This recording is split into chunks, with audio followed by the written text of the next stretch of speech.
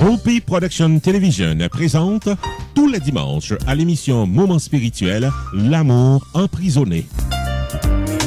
Toute l'histoire du ministère spirituel de la sœur Donna Bélisaire, sa vocation à servir, mise en branle de la congrégation Les Sœurs Rédemptrices de Nazareth, l'expérience de la prison, les sacrifices pour aider les enfants pauvres, l'éclat de la sœur Donna sur la scène internationale. Chaque dimanche, un épisode à Moment spirituel, l'amour emprisonné, avec sœur Donna Bélisaire sur Rupi Production Television.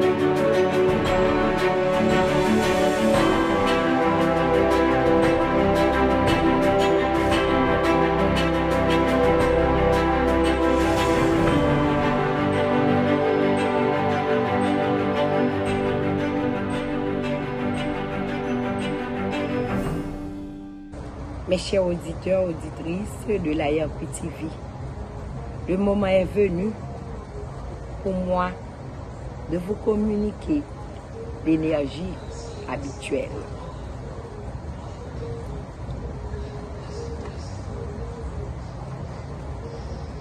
L'énergie de partage. L'énergie, quelle que soit, à travers les âmes de lumière qui vous seraient transmettre, quel que soit l'endroit où vous vous trouvez. L'énergie, de par le Tout-Puissant que vous amène votre servante.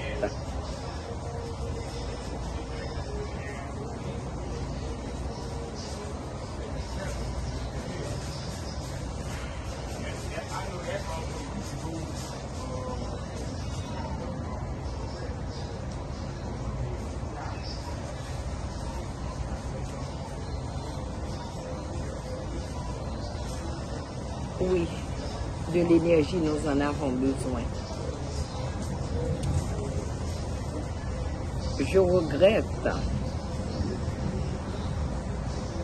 de tout ce qui se passe dans notre pays. La vie n'est rien, les gens qui meurent.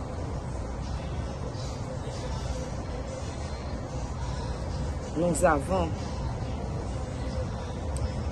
la sœur Luisa Del Orto, qui est une Italienne, une missionnaire, qui est tombée aussi. Combien la vie a beaucoup d'importance. N'oublie pas quelqu'un qui a laissé son pays, qui s'est déserté pour être en mission ailleurs, c'est à considérer.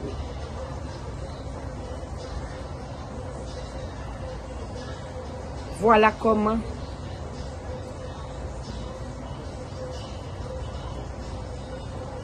sa vie est passée.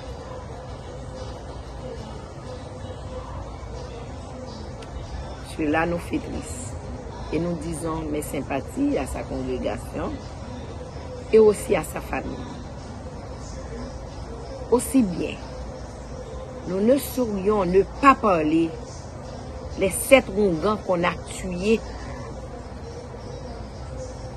dans leur Tibonite, si je me rappelle très bien. Les Roungans, ce sont nos frères, ce sont nos sœurs. Ils ont aussi leur mission. Ils font aussi leur travail dans notre société.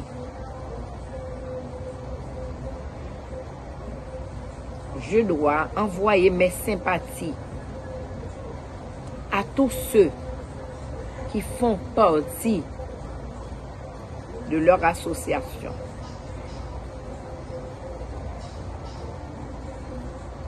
Perdre 7 membres Dans une communauté, c'est beaucoup. Je dois leur dire bonne traversée. Nous allons nous mettre ensemble pour vous aider dans la congrégation ancestrale à être des êtres de lumière, pour continuer à éclairer notre peuple, pour mettre une conscience, pour reformer leur conscience. Oui. On vous considère comme des êtres de lumière. Chacun a leur mission. Nous n'avons pas à juger qui que ce soit. La vie d'une personne ne devrait pas dépendre d'une autre personne. Il est temps de savoir, c'est le Tout-Puissant qui donne la vie.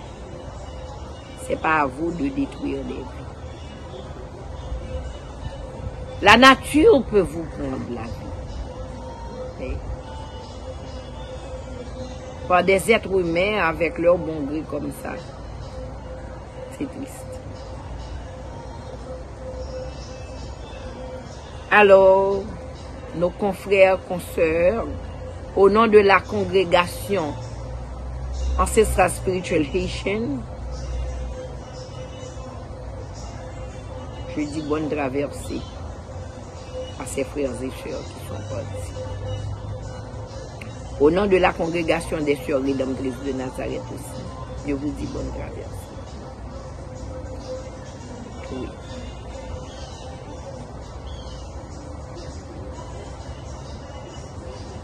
Quand nous voyons ce que nous subissons partout de par le monde, surtout en République dominicaine, nos frères et sœurs, est-ce qu'on y pense? Est-ce qu'on regarde? Est-ce que nous partageons vraiment? Est-ce que nous faisons la rédemption avec nos frères et sœurs qui souffrent? Que deviendra notre nation si ça continue dans 10 ans encore? Est-ce qu'il en resterait encore des Haïtiens? Nous saluons aussi le peuple cubain qui a dû recevoir un bateau de 200 Haïtiens qui a été déserté à Cuba. Ils les ont accueillis et les ont donné logis et la possibilité de rester ou pas. Nous savons. C'est pas en Afrique qu'ils allaient. Bon, on ne sait pas. On n'a pas à dire pourquoi et où est-ce qu'ils allaient. Mais le bateau a été déserté. C'est arrivé à Cuba. Et les autorités cubaines les ont reçus. Dignement, nous disons merci. Et merci à nos frères et sœurs haïtiens à Cuba qui essaient de faire main contre pour supporter nos frères et sœurs. Les jeunes qui y vont partout, qui courent sans savoir où aller, mais sauf ne pas rester à Haïti. Parce que notre pays, notre cher Haïti, la perle des Antilles, est devenu une affaire pour tout le monde. Oui, c'est une affaire pour tout le monde.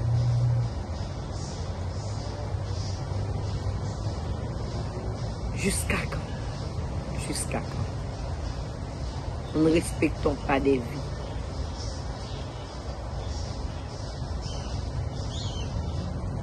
Je pense que si on retourne à notre tradition, on pourrait entrer dans notre conscience et nous poser la question, qu'avons-nous fait de notre pays? Quelle responsabilité avons-nous eu face à notre peuple, face à la jeunesse?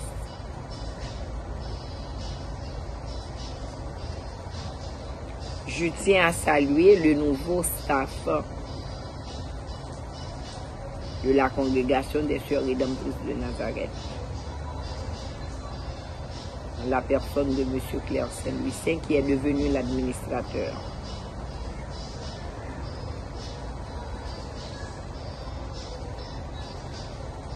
Une salutation spéciale à Johnny, qui est toujours là.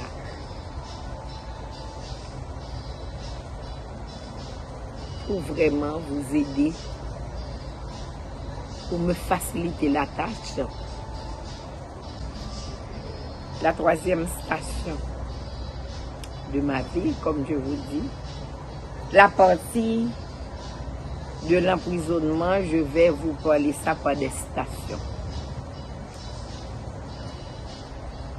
La troisième station de ma vie, c'est mon emprisonnement.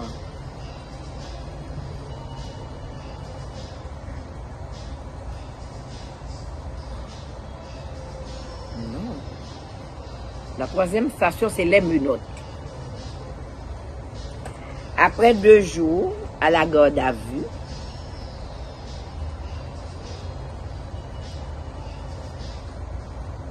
au garde à vue, excusez-moi, j'ai été conduit auprès d'un juge d'instruction. C'est drôle, au moment que j'ai été au tribunal, que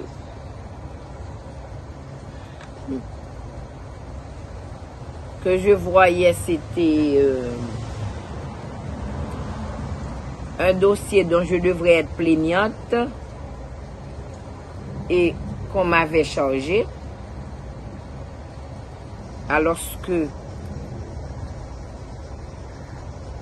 la personne en question qui avait commis l'acte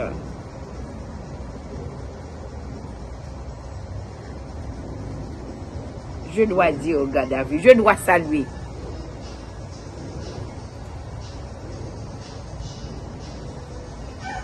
Maître Ducasse.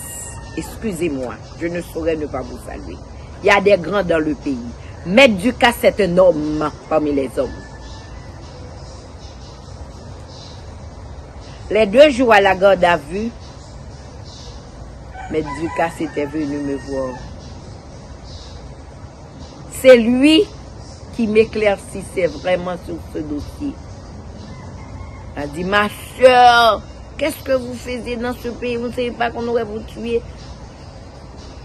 Votre secrétaire ne vous a rien dit? Quand j'ai vu arriver ce dossier devant moi, j'ai vu que c'était un dossier piégé. Mais moi, je me suis dit que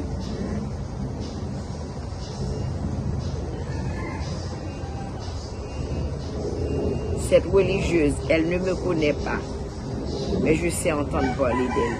Je ne vais pas me salir la main dessus, mais étant professionnel, je vais faire mon travail.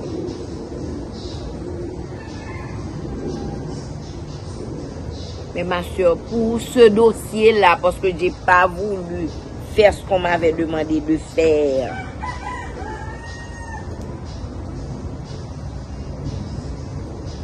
j'ai été virée de mon poste et être en cavale pendant 2 mois. Et puis vous êtes là, vous étiez venu. Je dis, mais non. Mais du cas, je ne savais pas. Je ne sais pas que j'ai rien avec personne.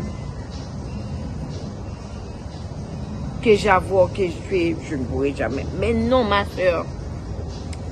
Et c'est là que, mais tout ça a dit. Savez-vous, hein? Finalement, pour ce dossier-là qu'on vous a chargé, quand j'ai vu arriver ce dossier devant moi,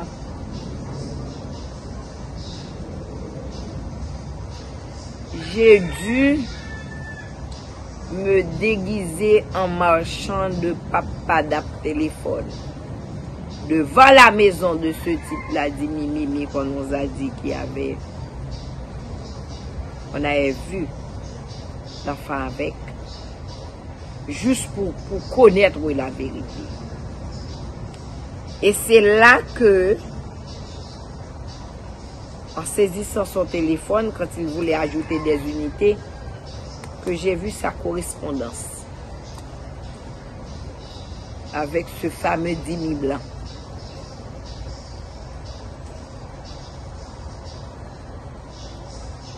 qui lui avait donné $2000 pour déplacer l'enfant de chez vous, qui était un enfant de 11 ans, qui avait passé 3 ans chez nous.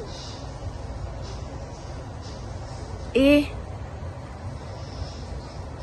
à mon grand étonnement, preuve à la main, j'ai procédé à son arrestation et il a fait des aveux. Je l'ai conduit au parquet pour faire suivi du dossier pour qu'il soit emprisonné. Voilà que il a été relâché séance tenante et disparition de tous les corps du délit. Les corps du délit veut dire le téléphone, toutes les preuves qu'il y avait, les aveux qu'il avait fait pour dire que voilà comment qu'il avait déplacé l'enfant de l'institution, voilà comment il avait fait. Essayer soit de piéger l'institution ou de nous piéger parce que nous n'avons compte à rendre à personne, nous n'avons eu de qui que ce soit, etc., etc. Eh bien, elle m'a dit, ma soeur, je dois vous garantir, ça va être très difficile. Effectivement, arrivé au juge d'instruction, j'avais le rapport du tribunal de première instance, les aveux, tout ça,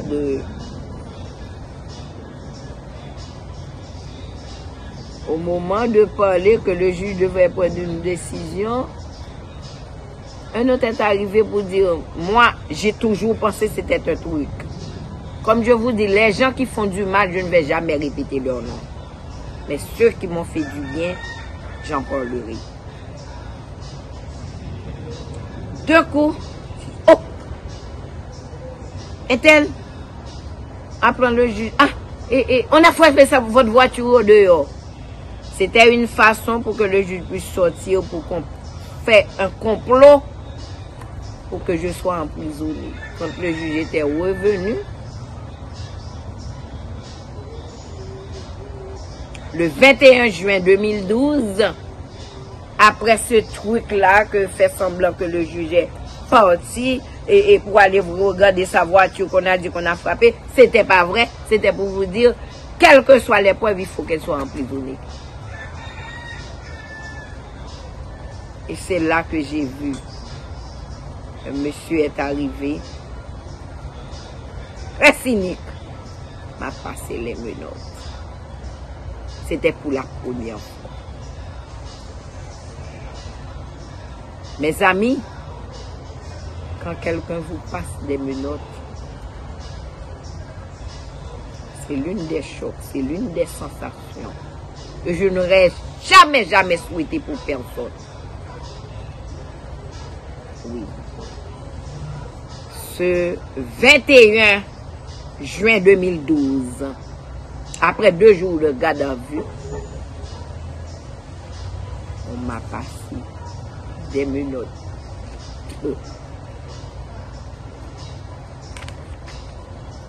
Quelle charge d'accusation? Kidnapping, non.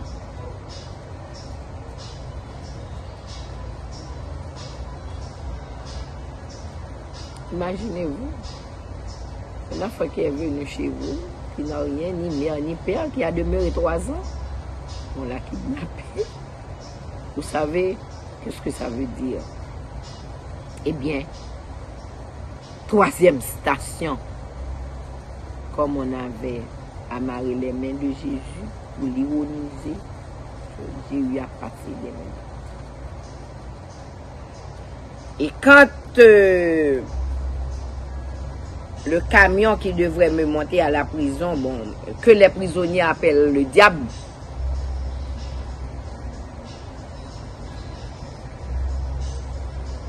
cet agent-là qui conduisait le camion, je pensais il allait écraser le camion avec moi, comme je me disais, mais au moins, et lui aussi. Puisqu'il s'y trouve Et avec, ironiquement, il a monté le volume de la radio Express 4 heures. La radio Kiskeya, nouvelle 4 heures, en grande manchette, où le fameux commissaire racontait, oui,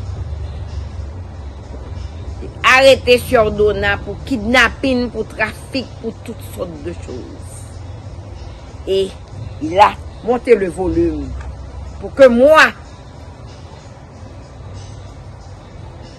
je puisse entendre et écouter avant d'arriver à la prison des femmes de Pétionville. Ça a été un scénario.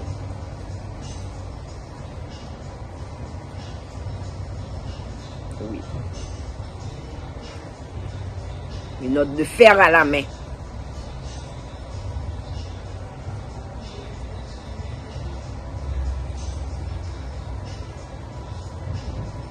Ils m'ont conduit à la prison 21 juin 2012.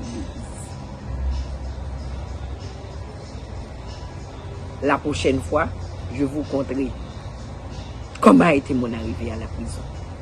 Oui, à la prison civile des femmes de Pétionville. En attendant, mes chers amis de la 3e station, je dois vous dire, si vous avez besoin des questions à éclaircir certaines choses, vous pouvez toujours m'appeler au 305 330 330 01 92.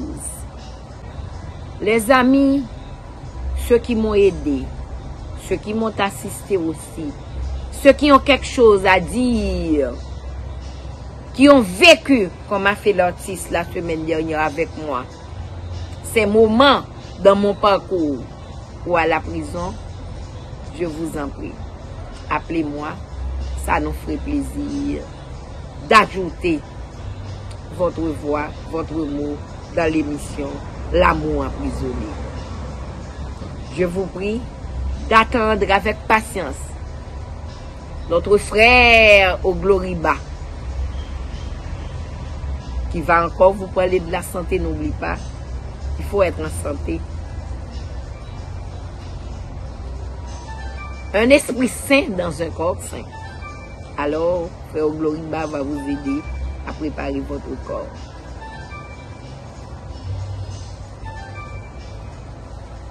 Cet après-midi,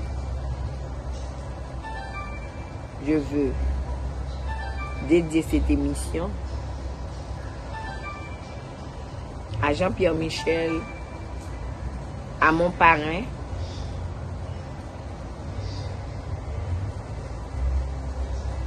Wilder Jean-Pierre, le professeur Wilder Jean-Pierre,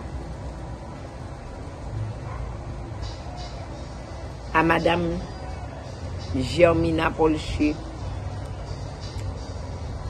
à Madame Greta Smith, à Myrlène Allen, Madame Myrlène Allen, à la famille Kwame. Chaque épisode, je vous conterai ceux qui m'ont assisté. Merci encore.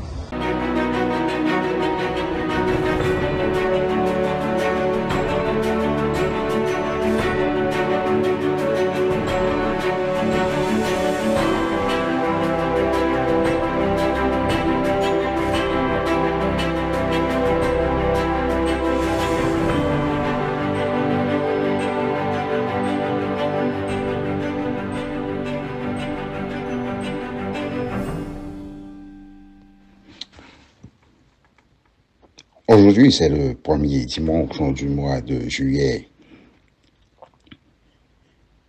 Et le dimanche qui précède la célébration de l'indépendance des États-Unis. Cela nous entraîne de dire aux Américains qu'ils soient natifs de cette terre ou qu'il soit d'outre-mer, bonne fête. Le pays où nous vivons est rempli de toutes sortes d'histoires et même des vestiges attirant les regards de tout un chacun. Espérons que nous, Haïtiens, nous pouvons apprendre de notre observation pour retourner dans notre alma mater afin de redorer le blason qui jadis fanait. Que la santé nous soit donnée en abondance au cours de ce mois de juillet et qu'en nous abondent toutes sortes de richesses physiques, mentales, morales, intellectuelles et sublimes. Avec ceci, nous vous saluons radieusement et nous vous souhaitons bonne audition à notre causerie sur le cancer et surtout le cancer du sein. En payant attention au verbe, nous aimerions vous rappeler que notre conversation sur cette rubrique ne se porte pas garant de l'état actuel de votre santé, car nous ne faisons aucun diagnostic ou aucun traitement. Nos membres de la congrégation des Sœurs rédemptrices de Nazareth, nous vous prodiguons des conseils afin d'éveiller en vous la conscience sanitaire.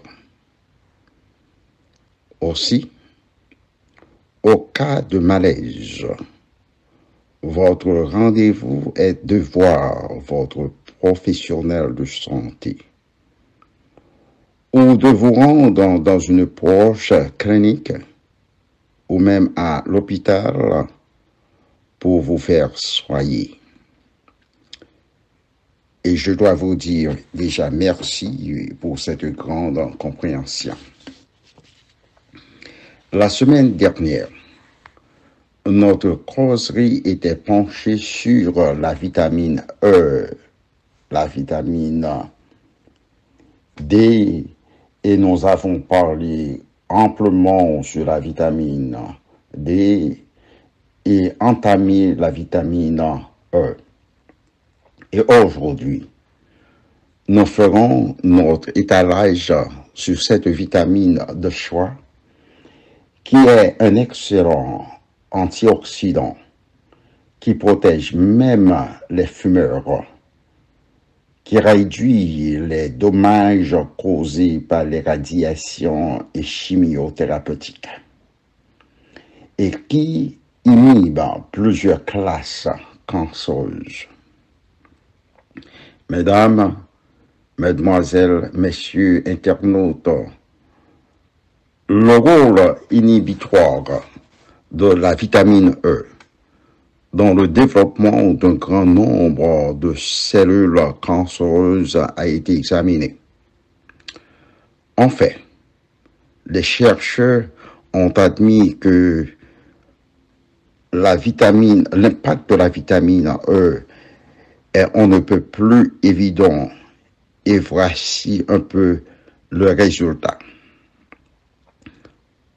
En Finlande, après avoir examiné plus de 29 000 fumeurs mâles, les chercheurs ont découvert que l'alpha-tocophérol réduit l'incidence du cancer du poumon à 19%.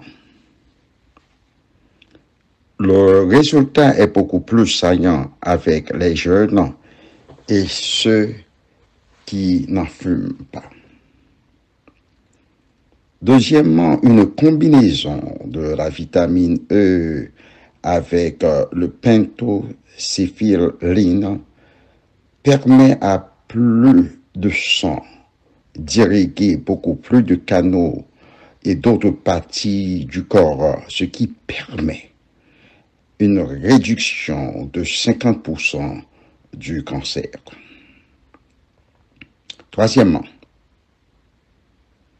la vitamine E a été considérée comme un agent inhibiteur du mélanome ou mélanoma, et cela a été reporté en 2002 par Dr. Malafa. L'utilisation de la vitamine E en mélange avec la vitamine A et la vitamine C conduit à la réduction des P53 qui sont des mutants promoteurs du cancer. Vous savez que le P53 marque la présence des manions qui sont très agressives dans la prolifération des cellules cancéreuses. Les hommes avec une grande ingestion de vitamine E réduisent leur taux de cancer à 65%. Il est dit aussi que la vitamine E réduit la morbidité et la mortalité chez des gens atteints du cancer prostatique. En fait, la vitamine E a des actions néfastes sur au moins 2 types de protéines négatives qui produisent le cancer de la prostate. La vitamine E peut réduire le cortisol et le IL-6. Il est bon goût que les femmes et les hommes utilisent cette vitamine au quotidien, car une dose de 400 à 1200 unités chaque jour peut grandement réduire le risque de se faire atteindre par le cancer. Comme vous le savez, la vie est fragile, mais aussi il faut faire beaucoup d'attention afin d'équilibrer le système corporel prodigué par le cosmos. En traitant son corps avec munitie et bienséance et même respect, on peut se fabriquer un futur meilleur, une vie saine et abondante, une vie de joie, une vie heureuse, et cela de paix et de santé. Avec ceci, mesdames, mesdemoiselles, messieurs, amis et internautes, vous qui nous écoutez, nous vous disons que c'est le moment de nous retirer de l'air. Aussi, nous vous saluons chaudement et nous vous disons bonne journée, bon mois de juillet et surtout bonne santé et à la semaine suivante.